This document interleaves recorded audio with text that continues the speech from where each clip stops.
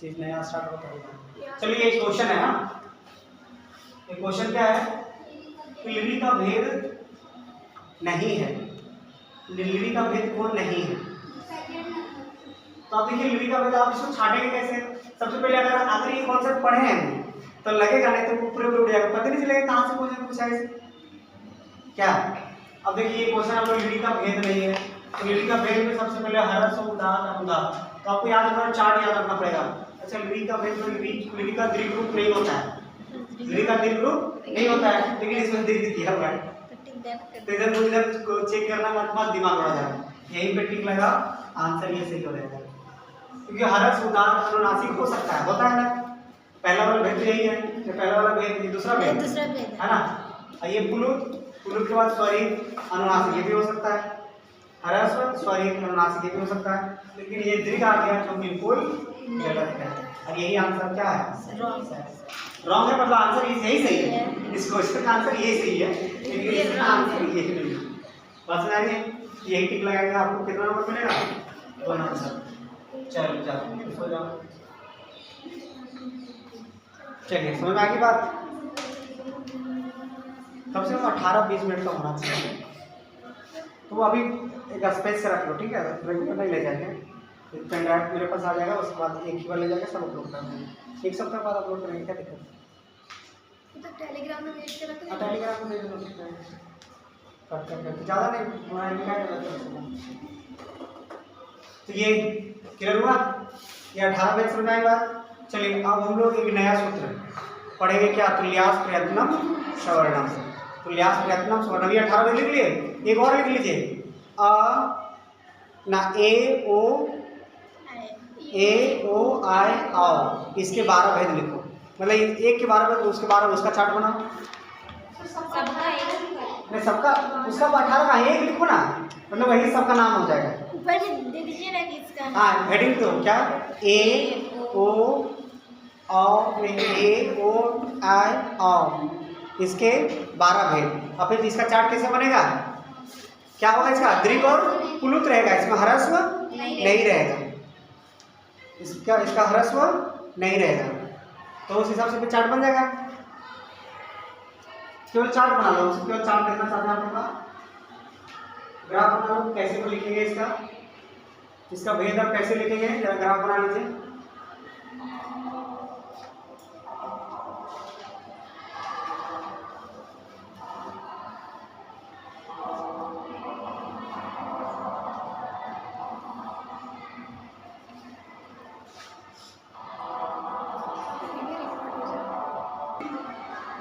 क्या पढ़ेंगे हम लोग आज, सवर्ण संज्ञा। क्या पढ़ेंगे, सवर्ण संज्ञा।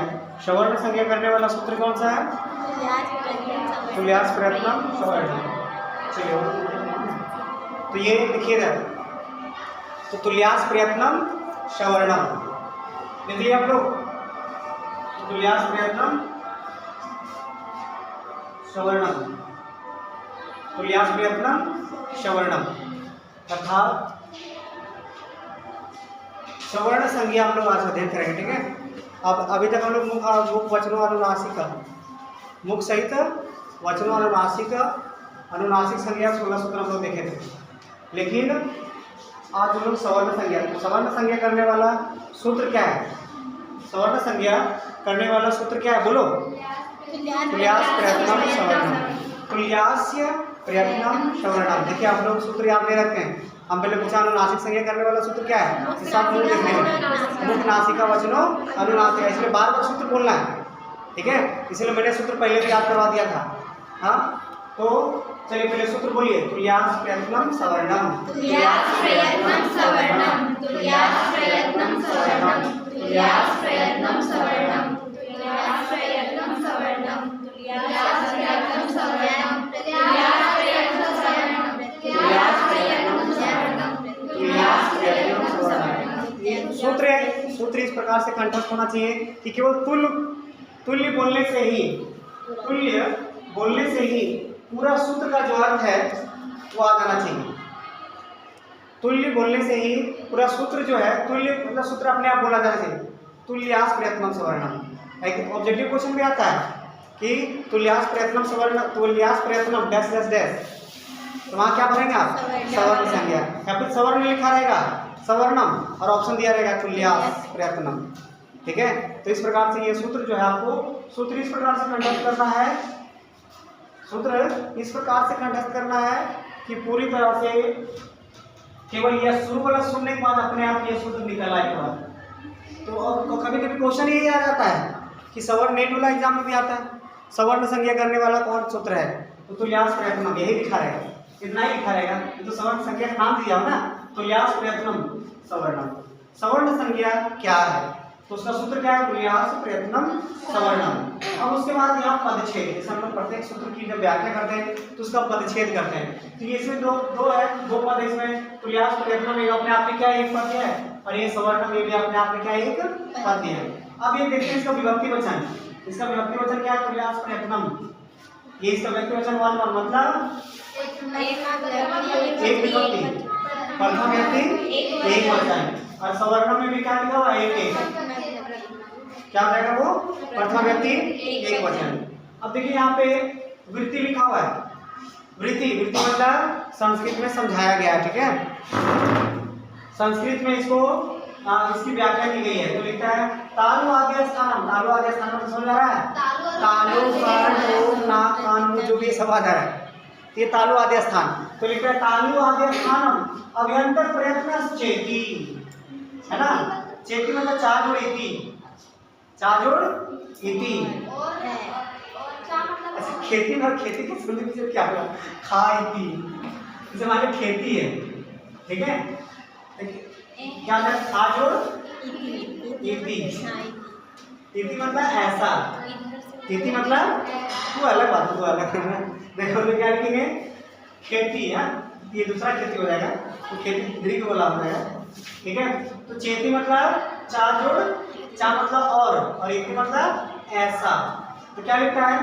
तुम तालु आदि स्थानम, तालु तालु जोड़ आदि, तालु आदि स्थानम और अभ्यंतर प्रयत्न, तालु आदि स्थान और अभ्यंतर प्रयत्न, ये दोनों कौन कौन? तालु आदि स्थान और अभ्यंतर प्रयत्न चार, तालु आदि स्थान और अभ्यंतर प्रयत्न चार, मतलब तालु आदि स्थान और अभ्यंतर प्रयत्न, ये दोनों एकत्व, ये दोनों एकत्व मतलब या पहले बताए थे, एकत्व मतलब या यस्य जिसका जिसके साथ तुल्यम, तुल्यम मतलब समान हो, मतलब जिस वर्ण का तालु आदि स्थान और अभ्यंतर प्रयत्न क्या हो?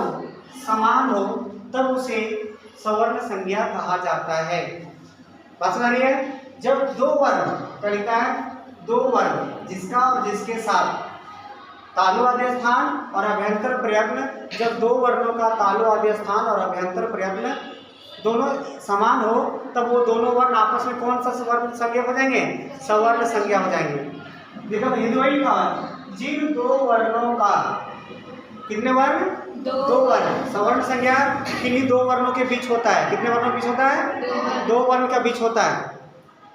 तो किन्हीं दो वर्णों का, जिन दो वर्णों का या किन्हीं दो वर्णों का, जिन दो वर्णों का तालु आदि उच्चारण स्थान, तालु आदि उच्चारण स्थान मतलब तालु कंठ आदि उच्चारण स्थान और अभ्यंतर प्रयत्न समान हो, यही देखो जाए यहाँ ध्यान दो, यहाँ देखो ना, तो जिन दो वर्णों का अभ्यंतर प्रयत्न मतलब जिन दो वर्णों का तालु आदि स्थान और अभ्यंतर प्रयत्न समान हो, तब उन दोनों वर्णों के बीच कौन सी संज्ञा होगी? सवर्ण संज्ञा होगी। ठीक है, मान लो एक वर्ण ये है, एक वर्ण ये है, और दोनों का उच्चारण स्थान और दोनों का अभ्यंतर प्रयत्न क्या है? समान हो, तब वहाँ उन दोनों वर्णों के बीच कौन सी संज्ञा होगी? सवर्ण संज्ञा होगी। क्लियर है? समझ में आ रही बात? हेलो, गुड मॉर्निंग, क्या है?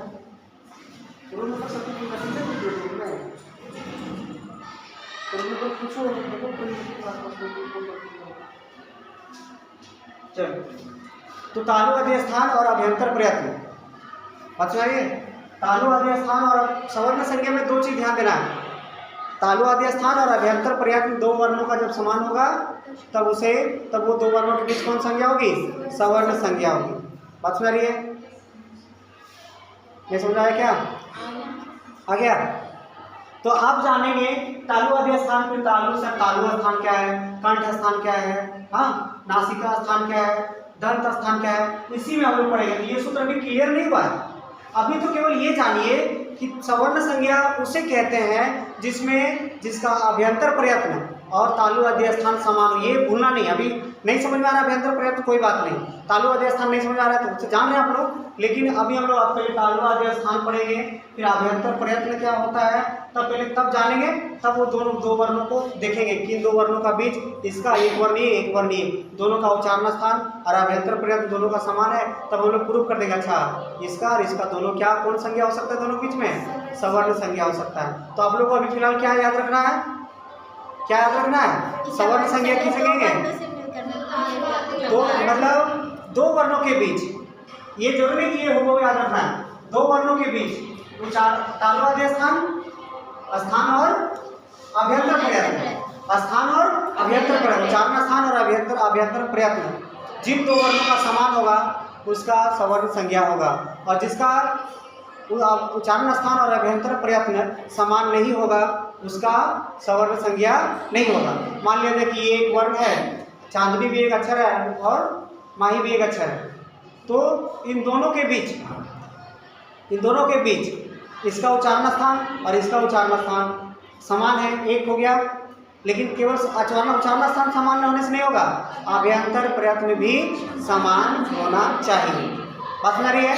तो आप केवल कंठस्थ कर लो, इतना याद रख सकते हैं, दो वर्णों के बीच अभ्यंतर प्रयत्न और उच्चारण स्थान, अभ्यंतर प्रयत्न और उच्चारण स्थान, अभ्यंतर प्रयत्न और उच्चारण स्थान, मतलब इतना याद करने की जरूरत नहीं है। केवल दो वर्णों के बीच अभ्यंतर प्रयत्न और उच्चारण स्थान समान होगा तो सवर्ण संज्ञा हो गया, नहीं होगा तो नहीं होगा।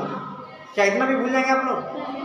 इतना ही याद रखना है। और सूत्र याद रखना, तुल्यास प्रयत्नम सवर्ण, तुल्यास मतलब तुल्य आदि, तुल्यास से क्या लिखा, तुल्यास तालु आदि, तुल्य आदि मतलब तुल्य मतलब दोनों का समान होना, क्या प्रयत्नम अभ्यंतर प्रयत्न और तालु आदि स्थान, तालु आदि स्थान और अभ्यंतर प्रयत्न, तालु आदि स्थान अभ्यंतर प्रयत्न जिन दो वर्णों के बीच समान होगा तो वह सवर्ण संज्ञा हो जाएगा। ठीक है, तो सवर्ण संज्ञा के लिए कितने वर्णों की आवश्यकता होती है, दो वर्ण। सवर्ण संज्ञा दर्शाने के लिए कितने वर्णों की आवश्यकता है, दो वर्ण। अब अकेला कोई वर्ण अगर कोई पूछेगा कि बताओ काम में सवर्ण संज्ञा है, बोले पागल है, सवर्ण संज्ञा दर्शाने के लिए वो दो वर्ण चाहिए कि नहीं, इसका चेक करेंगे तब ना जानेंगे उसका, तब वो दोनों बीच में सवर्ण। तो सवर्ण संज्ञा होने के लिए दो वर्ण चाहिए। ठीक है, सवर्ण संज्ञा दर्शाने के लिए दो वर्ण होना चाहिए। और दोनों वर्ण में क्या क्या चेक करेंगे, तुम क्या लिखते रहती है जब समझा रहे हैं तो ले जाना फोटो खींच को उसका, चुप रहो सुन रही है तो जब तो क्या क्या चेक करेंगे, उच्चारण स्थान और जैसे मान लो खिचड़ी बनाने के लिए मान ली ये जैसे मान ली कोई चीज़ चेक बन गया कि नहीं बन गया तो उसको चेक करेंगे। तो कैसे चेक करते हैं आपको, चम्मच से चेक करते हैं। तो यहाँ पे जो सवर्ण संज्ञा है या नहीं है, जैसे मान ली शादी विवाह सेट करने के लिए क्या देखा जाता है, मान ली इसका एक राशि देखेंगे, उसका भी राशि देखेंगे, जाति देखेंगे, एक तरह की जो बात है सो तब वहाँ से शादी, जैसे अगर एक पारंपरिक तरीके से विवाह करें तो एक राशि देखेंगे, उसका दल देखेंगे, जाति देखेंगे, धर्म देखेंगे, बहुत सारा ये मैनेज होता है, तो वो चीज़ देखेंगे। तो सवर्ण संज्ञा मान लो एक विवाह है, तो सवर्ण संज्ञा तभी हो सकता है जब उच्चारण स्थान और अभ्यंतर प्रयत्न दोनों का समान हो, तभी सवर्ण संज्ञा हो सकता है, अर्थात सवर्ण संज्ञा नहीं हो सकता है। क्लियर है, समझ आ गई बात? तो सवर्ण संज्ञा और आइए सवर्ण संज्ञा करने वाला सूत्र क्या है, तुल्यास प्रयत्नम सवर्णम, बार बार बोलो, तुल्यास प्रयत्नम सवर्णम। ये भले आपको लग रहा है कि अभी सर ये क्या बार बार बुला रहे हैं, कल पूछेंगे तो पता चलेगा बना जाओ। अभी ये कंठस्थ कर लो कि अभी आपको लगभग कितना 100 सूत्र आपको लगभग 4 चीज़ों में पढ़ना है, समास में भी, समास कारक में भी, ये सब में लगभग बहुत सारा सूत्र हो जाएगा। इसलिए अभी से एक एक सूत्र को कंठस्थ करते जाओ। ठीक है, कर लोगे ना? बोलिए, समझ में आ रही बात? हो गया? चलिए, तो आज हम लोग यही रखते हैं, 11 बजने को भी चला है।